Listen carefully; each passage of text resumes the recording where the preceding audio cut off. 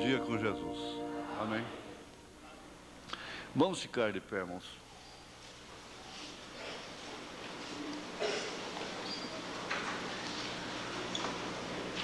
Gênesis, capítulo 2, a partir do verso 18.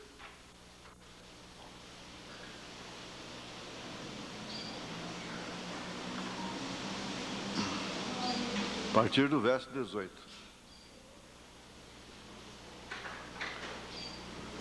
E disse o Senhor Deus: não é bom que o homem esteja só.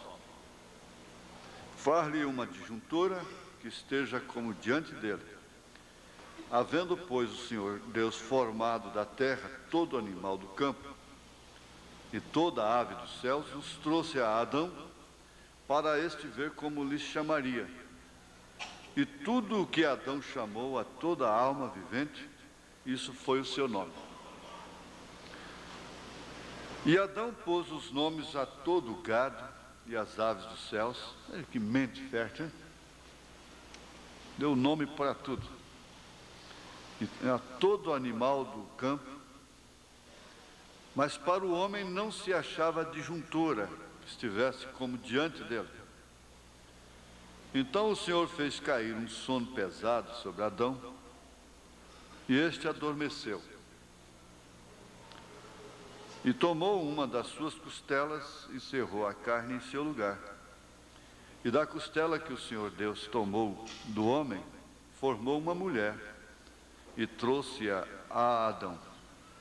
E disse a Adão: esta agora é osso dos meus ossos e carne da minha carne. Esta será chamada varoa, porquanto do varão foi tomada. Portanto, deixará o varão seu pai e a sua mãe, apegar-se à sua mulher, serão ambos uma carne. E ambos estavam nus, o homem e a sua mulher, e não se envergonhavam. Te damos graças, ó Pai, por podermos nos colocar aqui mais uma vez. Sabemos que isso é unicamente a graça. Não há mérito nenhum em nós, muito especialmente em mim. Pelo contrário, a reprovação. É a graça do Senhor que nos mantém aqui, que nos coloca aqui neste lugar, para ouvirmos coisas tão profundas que fazem com que nós nos conscientizemos mais e mais daquilo que somos, para que viemos, porque estamos aqui, para onde iremos, por que comer, por que viver, por que casar, por que gerar filhos, e o para quê e o porquê de tudo isso. Em nome de Jesus Cristo, ó Deus, vivifica a Tua palavra em nossos corações. Não fique somente em grande estudo, em estudo profundo, em nada disso, mas que seja uma palavra simples, vivificante, operante, que venha a dinâmica, que não fique somente na mecânica, mas venha a dinâmica disso, em nome de Jesus Cristo. Amém. Podeis assentar. Zimar, sim. A pessoa que afasta seria como que ela perdeu, ela tem um diadema como esposa, e o diadema da esposa ela era composta de 9 dracmas, e cada dracma significava uma virtude, entre as quais havia a virtude da fidelidade. Quando a mulher não respeitava o marido, ela deveria ser levada no templo, e então o sacerdote tirava do seu diadema a dracma da fidelidade.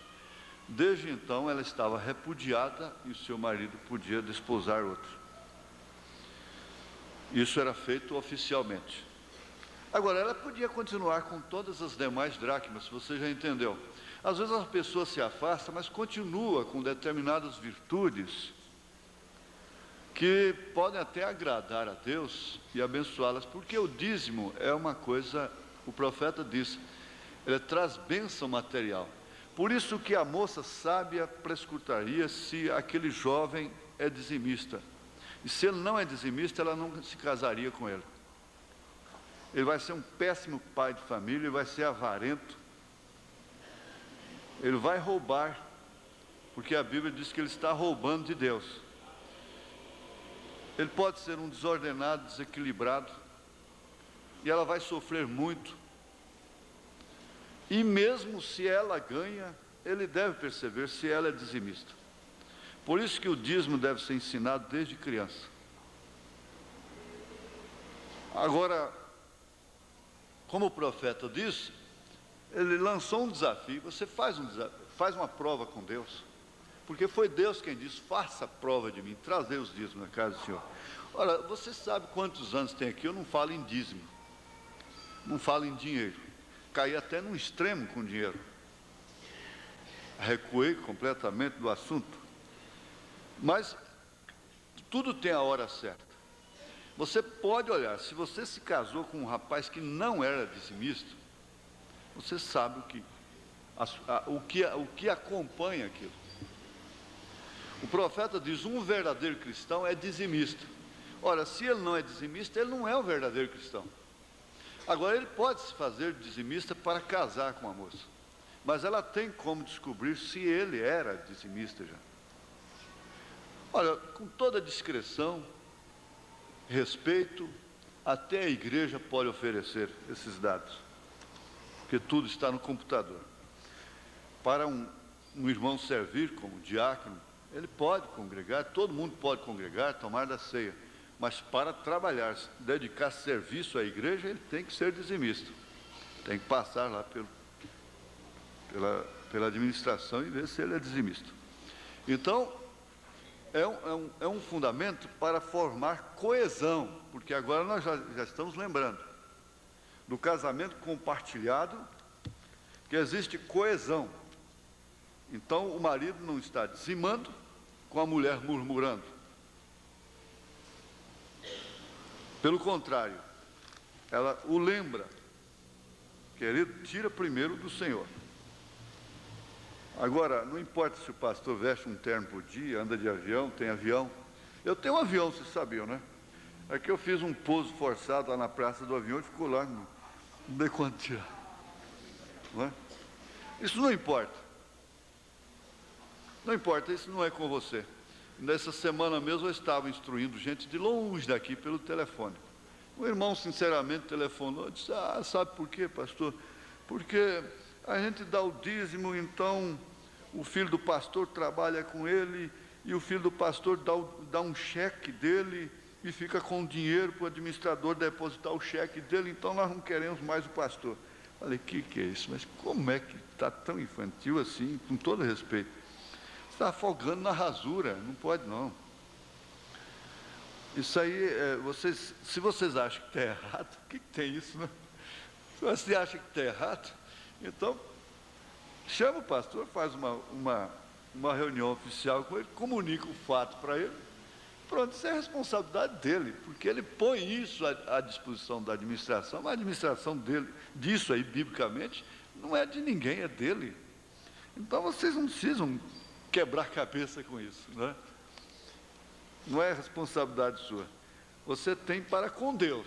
Agora, se os filhos do Eli estavam comendo o melhor bife lá e desviando, quem quebrou o pescoço foi Eli, e a desgraça veio sobre ele, e seus filhos morreram. Foi de onde veio o Icabode, não é? Que a nora deu à luz na hora do juízo, e foi-se a glória de Israel. Lá, como povo, então, casava uma consequência coletiva, não é verdade?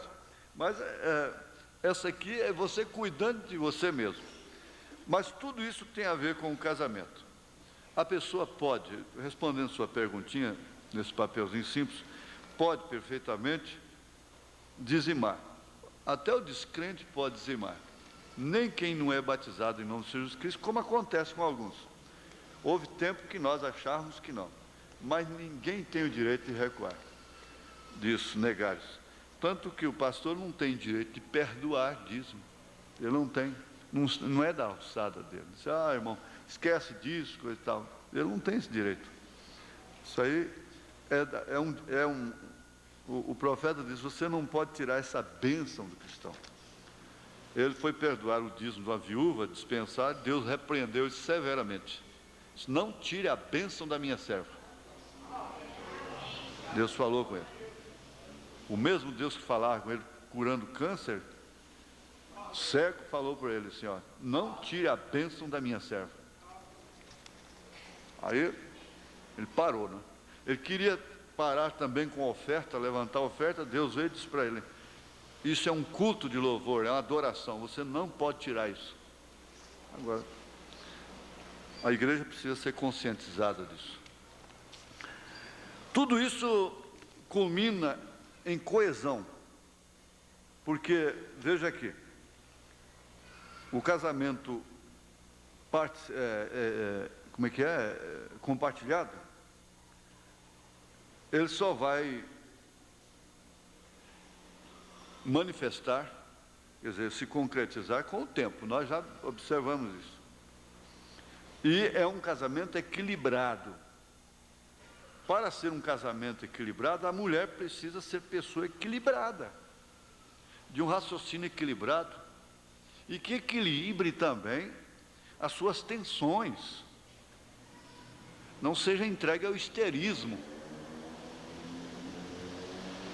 O equilíbrio é a vida do casal compartilhado. É o resultado de uma perpétua vitória das forças de coesão frente às forças de dissociação, segundo o que constataram grandes estudiosos do assunto, que vêm acompanhando o assunto por muitos e muitos séculos. Porque se tem um assunto mais importante a ser tratado aqui na dimensão humana, depois da salvação, é o casamento. Tanto é assim que o irmão Branham diz que a coisa melhor que Deus pode dar para um homem aqui, depois da salvação, é uma esposa, é a mulher. Então, o equilíbrio é que faz esse casamento compartilhado, que por sua vez é um resultado de uma perpétua vitória. Se é vitória, quer dizer, então está vencendo lutas, está tendo luta, está vencendo, porque é uma força de coesão.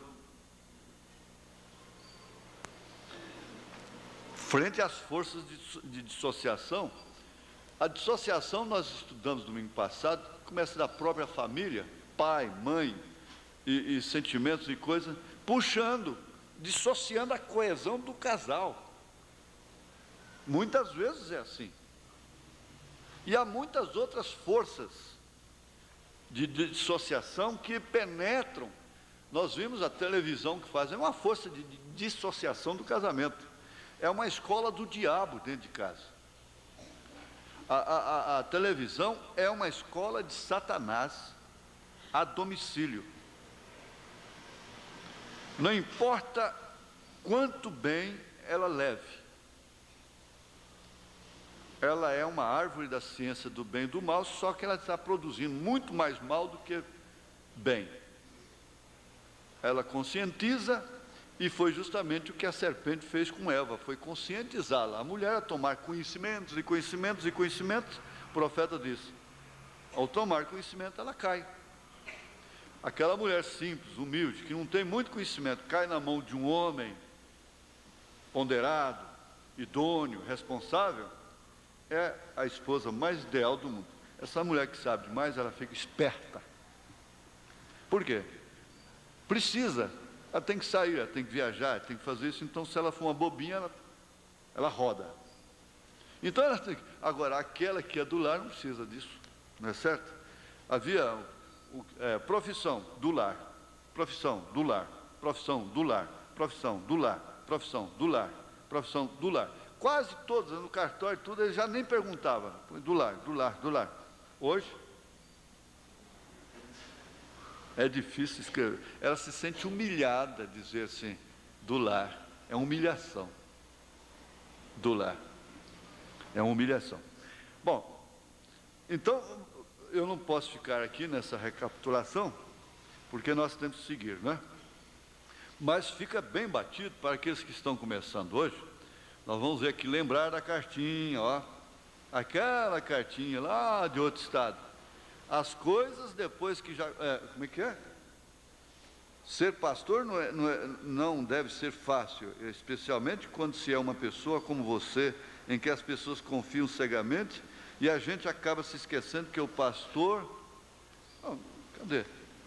Não é assim não, é de cá.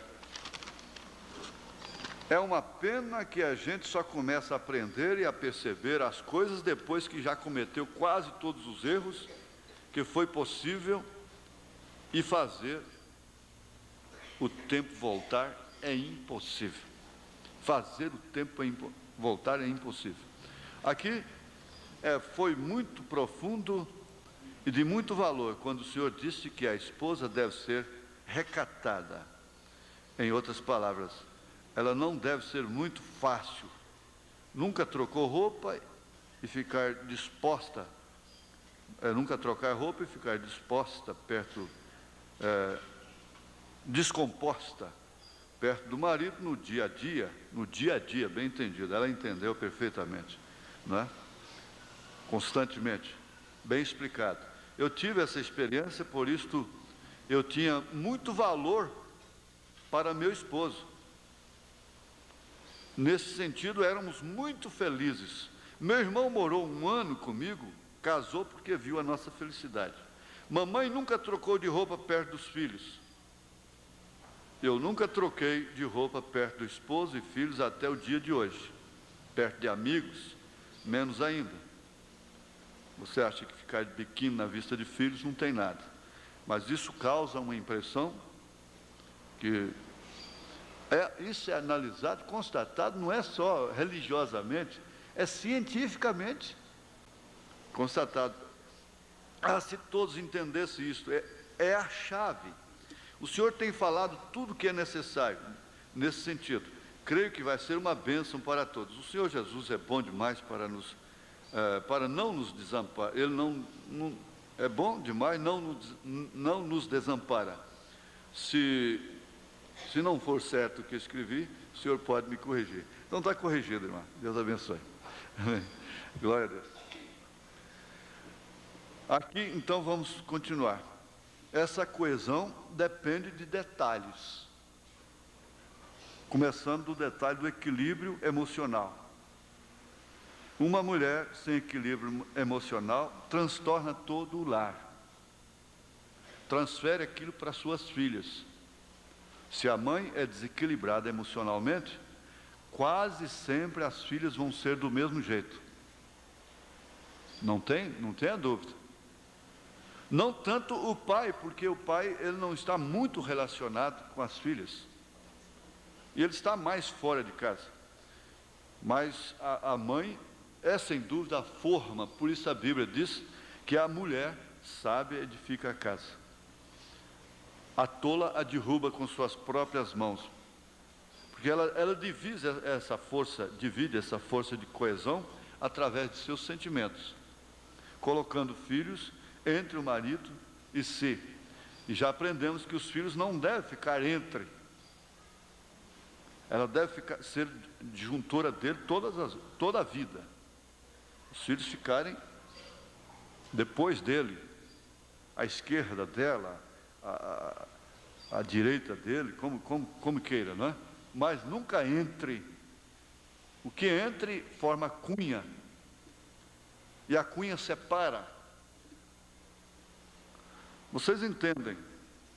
O amor aos filhos o amor correto aos filhos não separa marido e mulher. O amor correto. A irmã Brana estava com aquele amor filho pela Rebeca, e ela então estava separada do marido. Ela estava dividida com o marido, sendo ele um profeta. Ele disse: pessoas viajam milhas e milhas, milhares de milhas para pegar uma palavra comigo, e você que dorme comigo, come comigo, que tem o meu nome, não pode agora estar comigo? E foi uma luta terrível para sair, ela tirar a Rebeca de entre si e o marido. Quando ela tirou e ficou com o marido, aí a coisa foi diferente. Então, vocês entendem que a coesão é isso, força de coesão. Ela estar nele. Nós vimos lá atrás que é a subjetividade, a mulher interna. Pedro disse, o homem encoberto no coração. Então a distância não separa um casal. Distância não separa um casal que se ama. Distância não. E não há ninguém que separe. Paulo disse que nada nos separa do amor de Cristo. Agora, o amor de Cristo não é uma coisa que esteja completamente isenta, isolada, indiferente ao nosso convívio, às nossas responsabilidades aqui na terra. O amor de Cristo se manifesta exatamente quando nós amamos corretamente uns aos outros. Não adianta você estar dizendo, eu sou apaixonado por Jesus, e odiando seu irmão. Não tem jeito. Então, não forma coesão. Você tem que entender que casamento é isso, é uma coesão de força. E aqui, Deus disse, não é bom que o homem esteja só. O homem só vira alvo. Principalmente, como eu disse outro dia, principalmente se aquele rapaz, se aquele homem, mesmo casado, é um homem público. Dificilmente ele não é agredido, atordoado. Não é bom que o homem esteja só. Foi Deus quem disse. Aí depois, então, veja, o que aconteceu lá no princípio. Jesus disse, no princípio não era assim como está sendo agora. Vocês têm que entender isso. Então o Senhor Deus fez cair um sono pesado sobre Adão. Isso aqui, olha, isso aqui faz lembrar exatamente o que o irmão Brano diz aqui na mensagem, estatura do varão perfeito. Irmão Brana, é o parágrafo 15, o final aí, e entra no 16, 17, 18, 19. Veja. Irmão Brana, pensa você que devo casar-me com certa jovenzinha? Lhe disse, irmão Brana disse, perguntando para ele, quanto pensas dela? Ele respondeu, irmão Brana, a amo tanto. Disse-lhe então, pois se não podes viver sem ela, então casa-te. Porém, se te é possível viver só, pois então não te cases. Porém, se vais morrer sem ela, pois te é mais conveniente casar-te. O que estava procurando dizer-lhe é isto, se tu a amas tanto, agora antes do matrimônio, tudo está bem, mas depois que se casam, então vêm as provas, as lutas, que são as forças de dissolução. Dissolução, como é que é o termo? Dissociação. O que termina em dissolução do casamento, não é? Contra a força de coesão. Porque você tem que entender que não é esse amor pré-casamento que vai fixar o seu casamento durante o tempo quando vem as lutas, não é? É claro que você tem que estar até desmaiado. Adão ficou fora de si. Ele caiu como que num sonho, um sono, não é? Ele caiu num sono. Então, depois do matrimônio, tudo está bem, mas depois que se casa, então vem as provas, as forças de dissociação e as lutas da vida. Então, quando tem que estar tão enamorados que se entendam. O problema é entender. Não há diálogo, não pode haver diálogo quando as tensões nervosas de ambos os lados não permitem. Quando tu estás desgostoso com ela, ou ela contigo, ainda devem se entender. Assim é com Cristo, vê você, temos que estar tão enamorados dele até o ponto que, quando pedimos algo e ele não concede, isso não nos estorva de nenhuma maneira. A única maneira de chegar a este lugar é chegando a ser participante de sua natureza divina, e logo entenderemos por que foi que não pôde conceder tal coisa. Agora, esse assunto de casamento está relacionado com aquilo que Paulo disse. Digo-vos, porém, a respeito de Cristo e da igreja. Isso está sempre acompanhando, passo a passo. Cristo e a igreja, Cristo e a igreja. A igreja não tem tudo que ela pede. Ele não dá tudo para ela. E às vezes ele deixa ela morrer na arena, queimada. Por quê? Deus é sofredor. E ele estando nela, ele estava sofrendo. Quem estava sofrendo ali era Deus. Agora, Paulo disse que foi lá no engano, ele responsabilizou a mulher, a Eva, em 1 Timóteo, capítulo 2, a partir do verso 9, sendo enganada. O que aconteceu lá no Éden, está acontecendo agora, a igreja está sendo enganada, foi enganada novamente. E ao acontecer isso, o que acontece? É a morte da semente original, é a morte do Abel. Eu já estou pregando, e assim nós não vamos chegar, não vamos continuar. Espera aí. Tem mais um assunto aqui sobre casamento e divórcio, mas nós vamos deixar. Aqui na mensagem, escolhendo uma noiva, parágrafo 20, falando de Rebeca, veja, Rebeca foi a resposta perfeita à oração do criado de Abraão. Rebeca foi a resposta perfeita da oração. Quando isso acontece, você vai ver que coesão vai existir, como houve entre Rebeca e Isaac. Agora, vamos prosseguir. Coesão de o quê? As forças de coesão podem ser internas e externas. Isso quer dizer, subjetiva, dentro, objetiva, fora, externa, não é? Forças de coesão interna. Olha, não é primeiro. Nós vamos ter 6 itens, mas não tem primeiro, segundo lugar, terceiro e terceiro lugar. São 6 formando itens indispensáveis para um casamento duradouro. Esse casamento é aquele que até que a morte nos separe. Você lembra que o casamento neurótico também pode ir até o fim. O casamento neurótico, ele pode durar.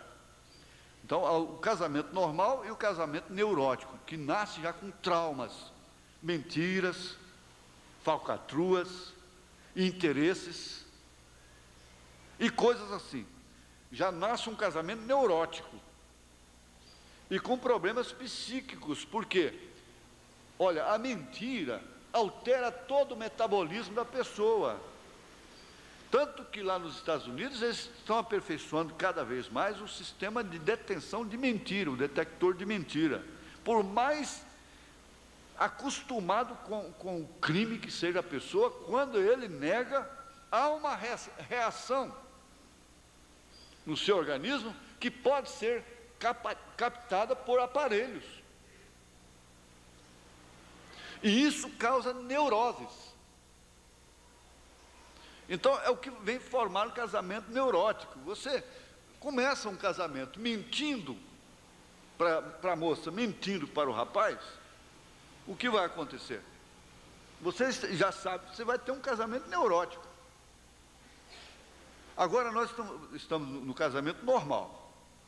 Então, de 1 a 6, atração poderosa entre os sexos, porque isso é a biologia. Esse é o fator biológico.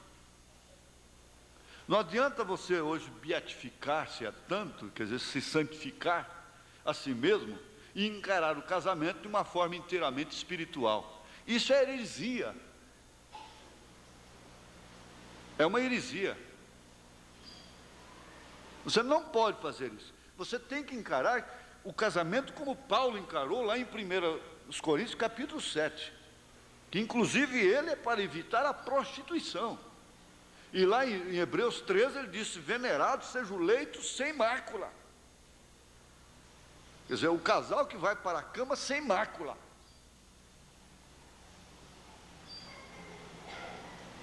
É isso que tem que ser encarado. Gente, se nós temos irmãos, irmãs, que têm dificuldades nesse sentido, olha, faz o seguinte: você simplesmente se põe de acordo com isso. Olha, eu concordo, eu aceito, isso é a verdade no meu coração. Agora, Senhor, tenha misericórdia de mim, só isso. É o que eu peço para Ele. Tenha misericórdia de mim. Agora, mudar isso aqui eu não mudo, não. Você não pode se santificar e cristianizar, espiritualizar, melhor dizendo, o casamento, espiritualizar o casamento, de forma que você possa casar e viver sem pensar nessa parte. Então, se isso é indispensável, tem que haver uma atração entre sexos. Tem que existir. Porque Paulo disse que é exatamente isso aí que vai evitar da pessoa cair na incontinência. Você precisa ler a Bíblia como ela é.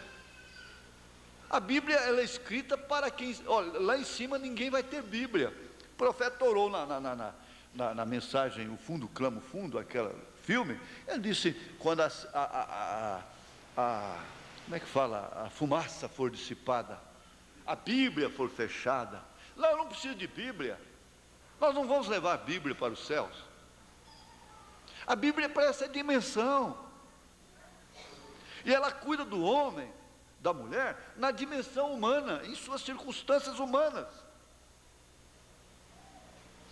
É um ato correto, diz o profeta, você ter sua esposa e fazer sexo com ela. Você ter outra mulher, diz ele, na mensagem Torre de Babel, parágrafo 15. É a mesma coisa, não faz diferença, muito pouca, só que significa morte. A diferença é só essa, significa morte, para aquela mulher, para aquele homem. Então, deve existir essa atração entre sexo, que não deve ser nunca relaxada. Foi Paulo quem disse isso, minha irmã, meu irmão. Então existem extremos. A mulher mundana se extravasa em orientações exageradas de apresentação para conquistar o marido, para manter o marido no seu mundo. Então se pinta e tem que fazer tanta ginástica e tanta coisa para... Não é isso. Agora, manter-se aciada, equilibrada, virtudes pessoais, de confiança. Você é uma mulher de virtude, de confiança, não tem por que temer, minha irmã. Fique quieta, descansa nas suas virtudes. Isso é Deus, isso é Deus, isso é a verdade.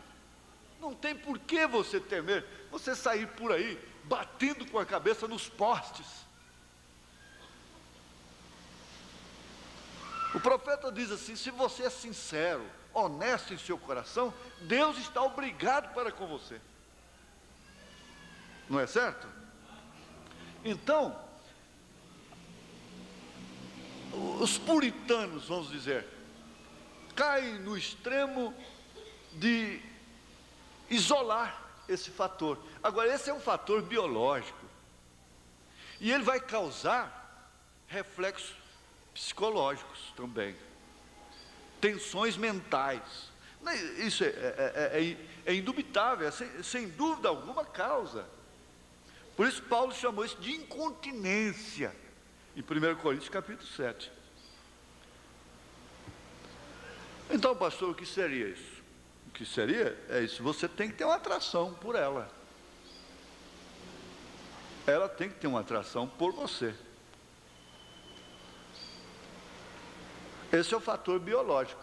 Não, eles dizem em termo popular, ela não faz o meu tipo. Ele não faz o meu tipo. Ora, conversar com uma moça, conversar com um rapaz, e ali tomar um sorvete com ele, comer um churrasquinho, comer uma pizza, Isso não quer dizer que está namorando, que está comprometido.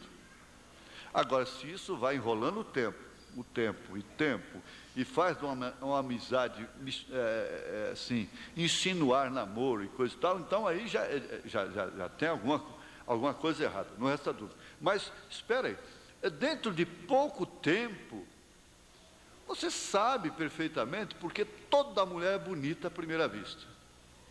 É igual carro. Você olha um carro assim, você se espanta. Aí depois você vai olhando direitinho, você passa ou compra aquele carro, você vai ver logo que ele não é o que a vista mostrou. Então a mulher é assim, à primeira vista ela é bonita. E é onde você cai na incontinência, às vezes até de cobiçado. Mas o profeta é que falou isso. Ele disse, mas se você olhar ela bem, ela tem um nariz chato, ela tem uma orelha grande, ela é feia. Não, eu não quero dizer que a mulher que tem nariz chato é feia. Espera aí. Não é isso, não. Quer dizer, ela tem coisas que não te agradam. Não é verdade? Agora, ponderando isso, porque eles põem essas bonecas em vitrines de venda, balcões, elas são preparadas dessa forma. Ao serem vistas à primeira vista, é uma fantasia, mas tira aquela maquiagem, aquela pintura, aquela coisa, vira uma bruxinha velha. A verdade é essa. Agora, minhas irmãs não. Nossas irmãs são o que são. São o que são. Isso é que é o importante. Você pode vê-las com remela nos olhos, não é verdade? Aleluia. Mas pense bem nisso. Foi Paulo ensinou isso, a Bíblia ensina isso. O profeta mostrou isso claramente. Então não vai esquecer que existe um fator muito importante, que é a biologia, é um fator biológico, é essa composição que forma a personalidade, a vida encarnada em um ser, e que deve ser estudada não somente fisicamente, mas psiquicamente e coisa e tal. Então entra esse fator que é o amor. Aí vem o amor, porque a atração também existe. A atração existe. O profeta diz: você beija uma mulher na boca, você comete adultério. Se você beija na mão dela, você não comete adultério, porque não tem glândulas. Diz, bom, é o primeiro gole da cachaça, bom, isso é problema dela, problema dele. Mas que lá existe glândulas, para isso não existe. Está aqui na união invisível da noiva. Está aqui. Eu não posso ir. Então, existe essa atração, ele vai sofrer reações com qualquer mulher. Isso tem que ser estudado à luz da palavra. No auditório misto, a gente tem que ficar um pouquinho, né, em limites. Mas vamos para o 2, não é segundo, amor. Tudo forma uma condição prioritária para o casamento normal, bem entendido, casamento compartilhado. Então não dispensa a fisionomia dela, fisionomia dele. Tem um irmão aqui que ele dizia assim, que quando eles estavam lá nas matas, sei lá quando foi isso, eles tinham que matar macaco para comer. Disse que só tirava a fisionomia dele. Fisionomia quer dizer a cara dele, né? Tirava a fisionomia, então comia o corpo do macaco. Quer dizer, tirava a cara dele, usava esse termo. A gente tira a fisionomia dele, pastor, e come, faz a panqueca, né? Isso lá no Pará, é muito comum nas matas do Pará fazer isso. A panqueca de macaco, você já pensou? Mas tem que tirar a fisionomia dele. Às vezes, se você quer tirar a fisionomia dela fora, fica meio difícil, porque você vai acordar, ela está lá. Chega na mesa, ela está lá. Chega ali, ela está lá, é só você cortar, pum, tirar a fisionomia dela, aí não dá, não é certo? Então, amor. Amor não, é coisa que não se prega, não existe pregação de amor, existe prática. uma necessidade humana fundamental, vital. Isso quer dizer, super necessária, fundamental, o que o profeta diz aqui, ó. Porém, se te é possível viver só, então você não faça isso não. Agora, você vai provar que a ama, é depois, não é agora não. É uma necessidade fundamental e vital, por quê? Opera no fator psicológico. E uma vez que a mente domina todo o corpo, nós ouvimos isso, parece ontem, no rádio, na Rádio Anhanguera, né? Foi. Então, você não pode mexer com o corpo se a mente não consentir. Esse fator não pode ser ignorado. É uma medicina, existe a psicologia, o psicólogo ajuda sim, é um médico, é uma medicina. É preciso que seja entendido. Agora, dentro desse fator nós temos o afeto, o amor, a consciência, que foi estudado aqui na quarta-feira passada. O que mais? Os 5 sentidos do espírito, que atua no fator psíquico da pessoa, porque é abstrato, não é? Esse aqui, ó, do físico, é a visão, por isso que tem que haver uma correspondência, você tem que se agradar da afeição da pessoa, dos modos da pessoa, às vezes justamente aquela maneira que desagrada aos outros, você diz, é exatamente isso que eu gosto nela.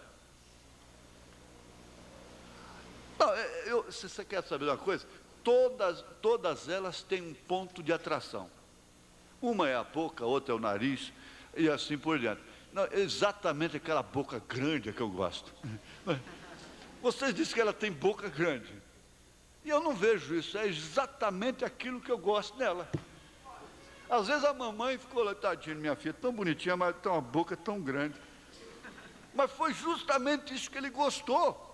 Ele gosta de torta de maçã, o que você vai fazer? Então é isso. Às vezes é um fator justamente, o que mais te entristece no espelho, é que mais atrai a ele. E isso tem influência psicológica na vida do casal. Eu não posso me deter aqui muito tempo. Vamos para o número 3, dessa composição aqui de fatores indispensáveis, vitais para o casamento normal, não o casamento neurótico. Fidelidade. Ora, Jesus disse, aquele que é fiel no mínimo, é fiel no máximo. Que tal? Às vezes, pode acontecer de um rapaz estar namorando uma moça e acontecer ao mesmo tempo uma outra lhe chamar a atenção e superar aquela expectativa que ele tinha para com a primeira. Então ele a procuraria como um cidadão, como um cristão, e diria, se é que foi conversado em namoro, disse, olha, irmã, nós vamos parar por aqui, é bom, não é? Então parou e pronto. E a mesma coisa pode acontecer com ela. Agora, manter 2 namorados, ela já está dando um índice, um sintoma de infidelidade. Ela pode levar um pouco de tempo para decidir até, porque acontece de uma moça ser procurada por 2, 3, 4 rapazes ao mesmo tempo. E ela tem que orar e ficar até perturbada, e perder sono, e emagrecer, para ter que escolher. Uns tanto, outros nada. O que vai fazer? Não é tanto pela sua beleza, às vezes é pela sua virtude, coisa. Você está, vamos caminhar, aí você vê, que Jesus disse que aquele que é fiel no mínimo, é fiel no máximo. Aquele que é fiel a Deus, nos seus dízimos, tem que falar isso, porque enquadrou, inclusive na pergunta. Aquele que é fiel nas mínimas coisas, ele vai ser fiel no máximo. Ele vai ser fiel na hora que o casamento está rustindo. Mas se ele foi um volúvel, antes, no mínimo, quando ele não tinha, é o caso do empregado. O empregado não cresce, ele não prospera numa empresa, que ele não demonstre interesse nas mínimas coisas pelo seu patrão. Tudo que vai fazer tem que ser mandado, trabalha olhando no relógio, e as coisas ficam sujas. Você não limpou isso aqui. Agora, se o patrão vê aquele homem, aquela moça, aquela pessoa, até em horas vagas, está cuidando das coisas, ora, automaticamente, ele vai criar confiança nas mínimas coisas, os mínimos detalhes, é que vão fazer de você uma grande esposa, um grande marido, um funcionário importante na firma. Você vai crescer, vai prosperar, vai ser promovido. Mas se você não é fiel no mínimo, agora quem disse isso? Foi Jesus. Você não pode ser fiel no namoro, você vai ser fiel no casamento? Minha filha, você acha que aquele rapaz não pode ser fiel no namoro? O que você quer mais com ele? Você já sabe que você vai ter um marido infiel. Ele já se identificou. Para começar, ele já é infiel com Deus. Sendo infiel com Deus, ele vai ser infiel com a mulher. Ela é infiel com Deus. É infiel na maneira que se veste. Porque Paulo disse, como é que Paulo disse? O termo mesmo que Paulo usou, honestamente, trajes honesto, foi isso?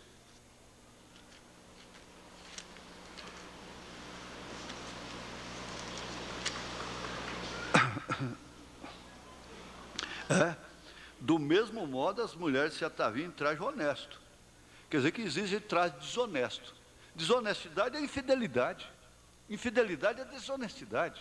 Então, desonesta não é só aquela que trai fisicamente lá. A maneira de se vestir é honesta, é desonesta. É fiel, é infiel. O que você quer mais? Então, esse fator, ele é imprescindível, fidelidade. A fidelidade não deve ser cobrada. É um fator, veja só, você tem que estar cobrando fidelidade de uma mulher, fidelidade do seu marido, cobrando dele aquilo, cobrando dela. Não existe coisa pior do que ser cobrado.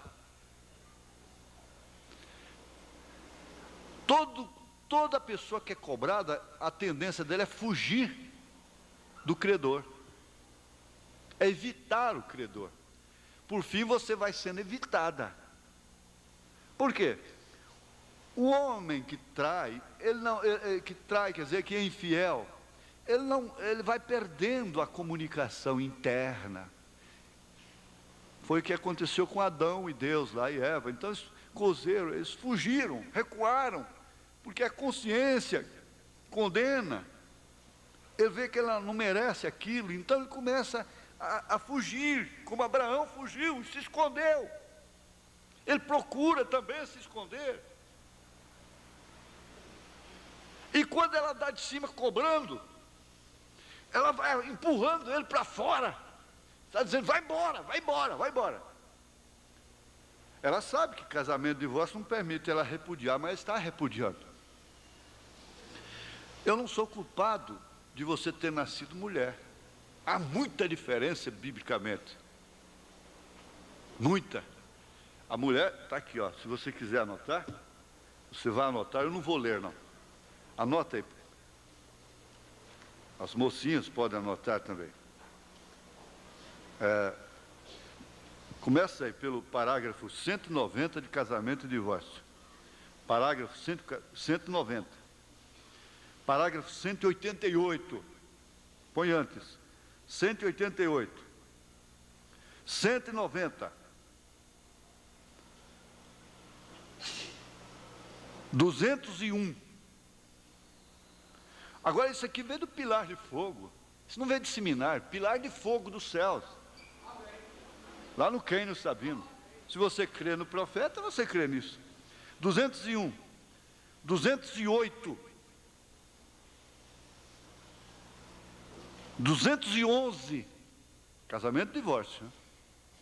213, eu vou repetir, 188, 190, 201, 208, 211, 213. Aí os rapazes também deveriam anotar.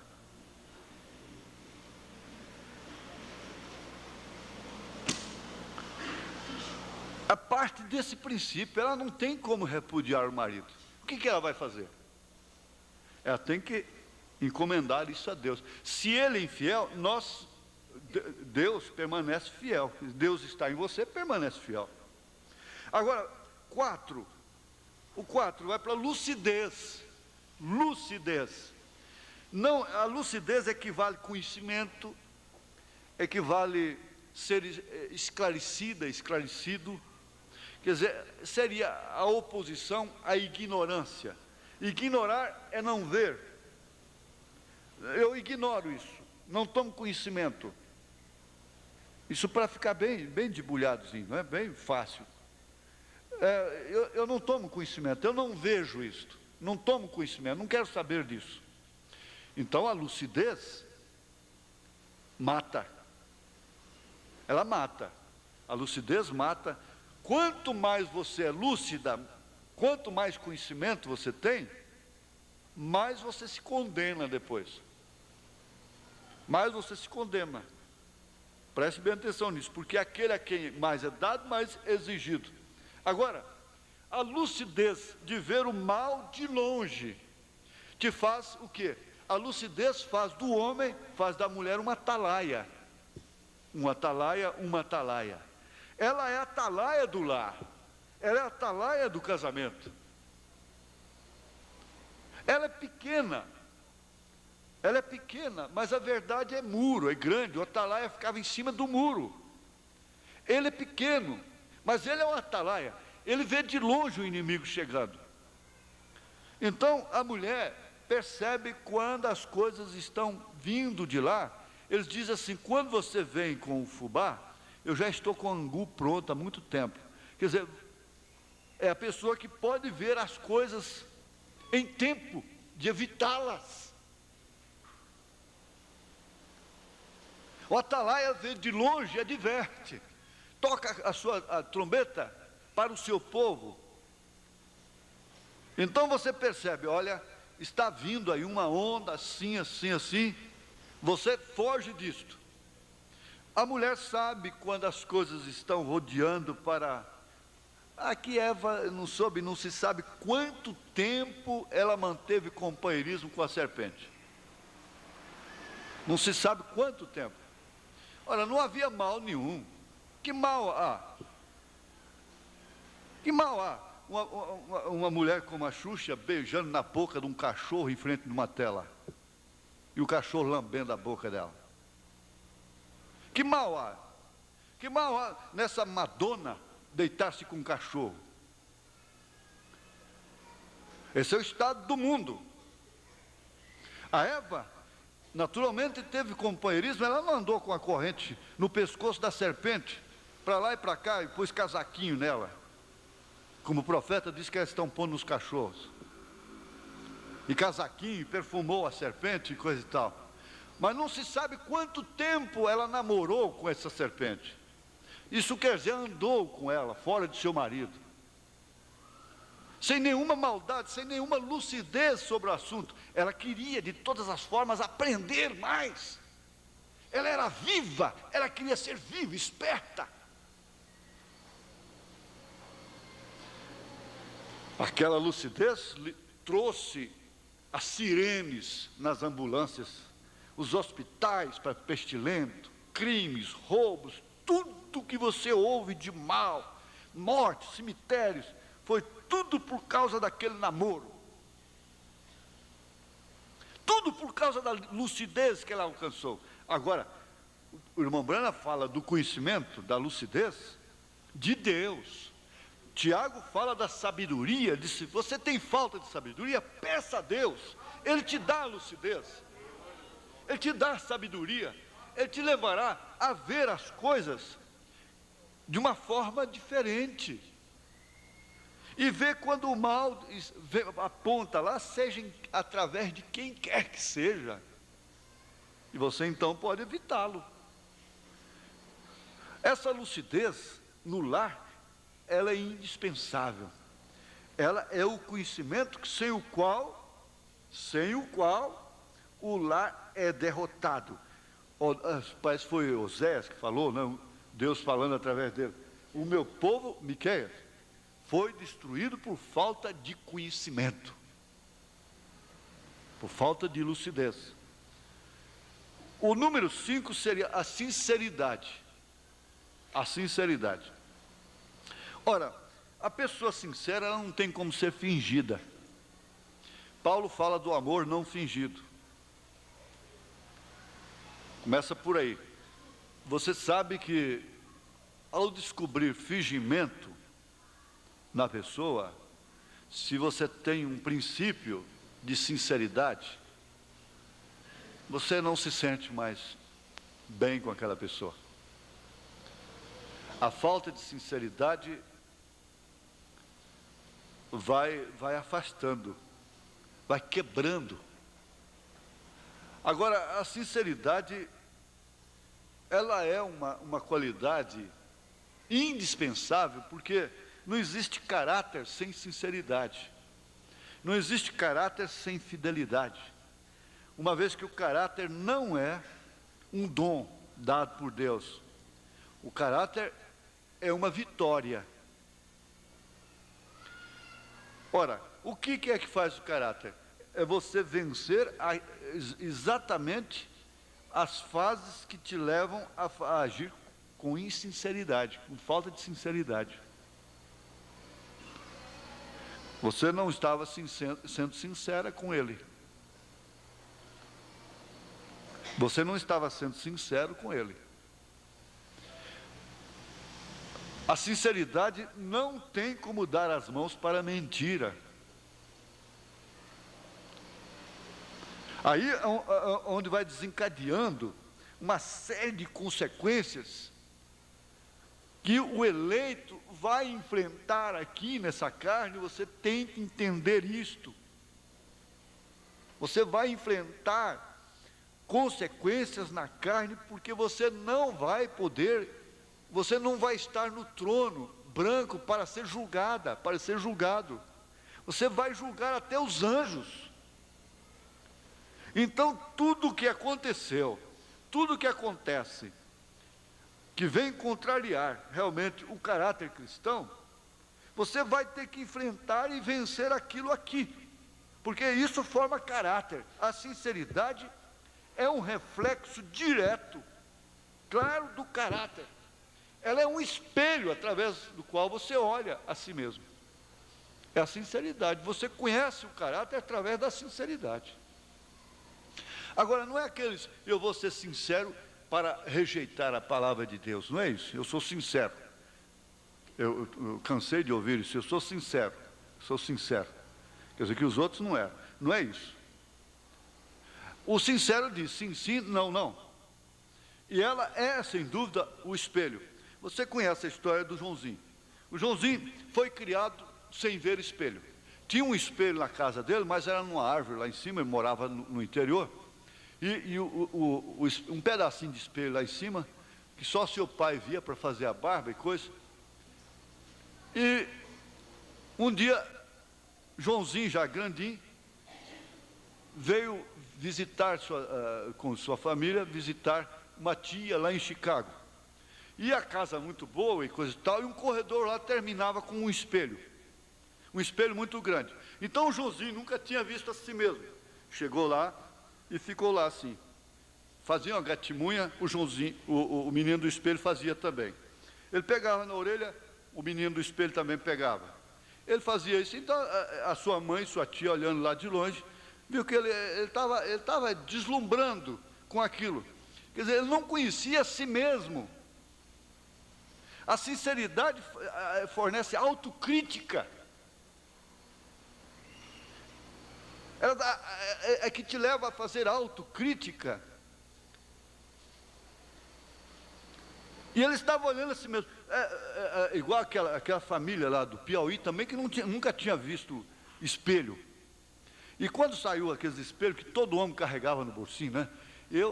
Parece que eu me lembro disso, porque tem mais de 15 anos atrás. Espelhinho redondinho, e então os rapazes andavam com brilhantina no cabelo, que ele chega e escorria. Né? A gente ia para a igreja, que de vez em quando estava escorrendo brilhantina assim, né? E saía lá fora, pegava o espelhinho, porque, né? E coisa e tal, e penteava, e partia de cá, e partia de lá. Então, isso chegou até no Piauí. E um dia, a mulher vivia com sua mãe, que era já de idade, e foi lavar a roupa do marido. O marido tinha esquecido o espelhinho no bolso. Ela pegou o espelho, olhou, ela nunca tinha visto espelho. Olhou no espelho e disse: ah, seu sem vergonha,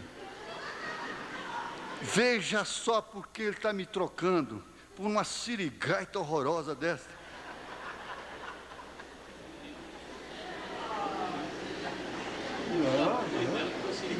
Não, trocando por uma sirigaita horrorosa dessa. Olha o cabelo dela, que coisa mais horrível. E aquele sem vergonha me trocando por uma coisa dessa. Mãe, vem cá. A mãe chegou lá com a cara toda enrugada, sem dente. Olhou e falou: não, mãe, vem ver por que esse sem vergonha está me trocando. Veja só, está carregando o retrato dela no bolso. A velha olhou e franziu a testa, falou: não, minha filha, não precisa incomodar não, que ele não vai trocar você por uma onça dessa não.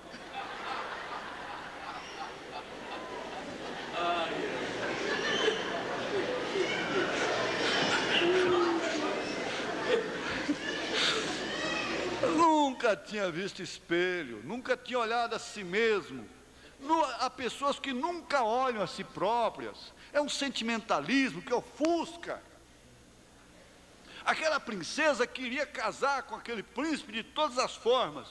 E o pai, ela era tão feia que o pai mandou fazer um espelho mágico. Ela se via a si mesma bela. Isso é o dogma, é o credo denominacional, é a doutrina, né? Eles estão fazendo esse espelho mágico para a igreja se ver a si mesma bonita. E no dia do aniversário dela, encostou uma carruagem lá do príncipe, cavalos brancos, fogosos. Ela disse: agora ele está para mim. Porque quando vira a cabeça para um lado de um homem, ele não pode dar uma olhadinha natural para o lado dela. Uma ilusão de ótica terrível. Ah, ele está olhando para mim, está vendo? Ele está olhando para mim. Ele vai casar comigo. Então chegou o presente do príncipe lá. Ela correu para o quarto especial dela. Só eu que vou ver. Quando ela abriu, era um espelho real, verdadeiro. Que ela olhou sua cara no chão. O que ele mandou para mim? Prá, no chão, quebrou o espelho.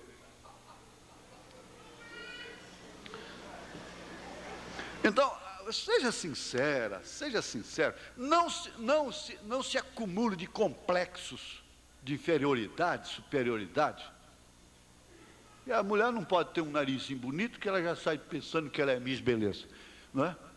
E se ela tem um nariz mais feio, ela já baixa a cabeça e diz: eu sou horrorosa. Não é nada de complexos. Mas você tem que ser sincera. Eu não sou uma boa dona de casa. Eu sou relaxada. Eu não sou aciada. A sinceridade traz a autocrítica e vai se corrigir. Ele diz: olha, há uma coisa que eu não dou conta, é isso, eu sou sincera, eu sou sincero nas minhas maneiras de agir. Eu sou assim, mas o que eu posso fazer? O que eu tenho? Então, essa pessoa diz, o profeta diz: se você deve a alguém, você vai lá e diga: olha, eu vim dar satisfação para o senhor, eu adoeci, aconteceu um transtorno na minha vida, eu te devo, mas tem uma coisa: eu estou trabalhando, eu vou trabalhar, eu vou te pagar. Eu vou passar por aqui de vez em quando. Quer dizer, ele está sendo sincero. Olha, isso inspira confiança, porque é um reflexo, é um espelho do caráter. A sinceridade, a pessoa insincera, ela não tem um bom caráter. Há muitas vezes que nós passamos por vexames e trânsitos na vida que a gente tem vergonha. Você vai olhar no espelho, você fala, para mim não tem mais jeito não. Desespero até da própria vida. Você chega a dizer para Deus, até como um desafio, ou eu conserto minha vida, ou então o deserto. E você lê a Bíblia, você não torce. Você lê a mensagem, você não torce. Deus se agrada disso. Isso compõe esses fatores importantes, imprescindíveis para o casamento. Agora, o 6 seria exatamente sentimento de responsabilidade. Esse rapaz que não tem responsabilidade, você entende? Não, ele não tem como assumir responsabilidade. Ele não encontra motivo para ter responsabilidade. Porque seria a criação, o que é? Tira uma roupa, joga ela no chão, fica lá mofando no chão, a mãe tem que chegar, a irmã tem que lavar, ou tem empregada, a mãe vai e nós vamos criando aquelas coisas dentro de casa. Nós exigimos tanto das mulheres, das filhas mulheres, e às vezes cometemos a aberração com os filhos homens. Eles têm direito de ficar pelados dentro de casa, eles têm direito de tudo, as mulheres não. Aí é onde a coisa começa. Eles nunca vão assumir, ter sentimento de responsabilidade. Deveres domésticos. Essa semana você que vai lavar as vasilhas. Olha, não faz nenhum homossexual. Aquela mãe, aquela escrava lá na cozinha, que tem que limpar a casa, que tem que lavar roupa, que tem que cozinhar, que tem que fazer tudo. E aqueles marmanjos, para cima e para baixo, vagabundando. Vem lá da raiz, vem lá do princípio. Eu me lembro que a mamãe fazia isso. Você vai lavar vasilhas. Eu me lembro que ela dizia, você tem que encher as vasilhas com água, porque não era só abrir a torneirinha e deixar lá aberta, não era só ligar a luz, porque nunca tinha, era acender a lamparina, não é? É acender o fogo, buscar lenha molhada para acender fogo, ou guarda a lenha antes de molhar? Você que vai acender o fogo. Preguiçoso, safado que era só eu, mas tinha que trabalhar. Você vai amassar sabão. Você tem que fazer, tem que capinar o quintal. Você rolou no chão, então você vai tirar a sujeira dessa roupa. Você vai ensaboar, dar a primeira ensaboada dela, pelo menos. Você vai tirar essa sujeira, você rolou no chão. Você nunca tem o sentimento de responsabilidade com nada. A pessoa nunca assume. Não tem atribuições em casa. Quando pega um emprego, não tem senso de responsabilidade. Esse patrão, essa empresa vai querer manter um funcionário, um empregado dessa maneira?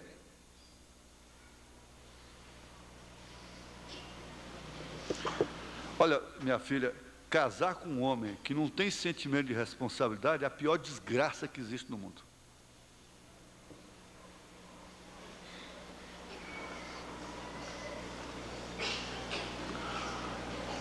Então você pensa bem nisso.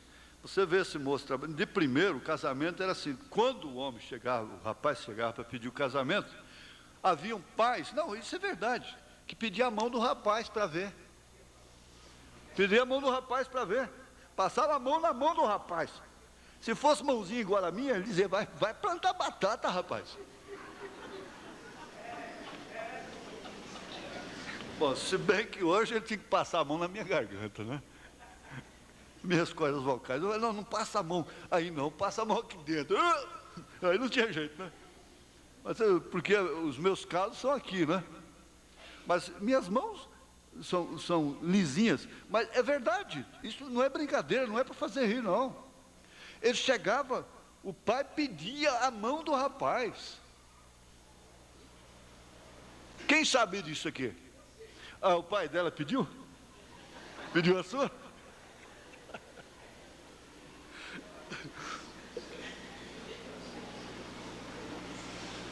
Você tem facilidade de perceber se aquela moça tem sentimento de responsabilidade? Você chegou em casa, você não tem que ir na cozinha dela, mas de cá você vê os trem, como diz o goiano mineiro, tudo dentro da pia por lavar, mosquito ajuntando.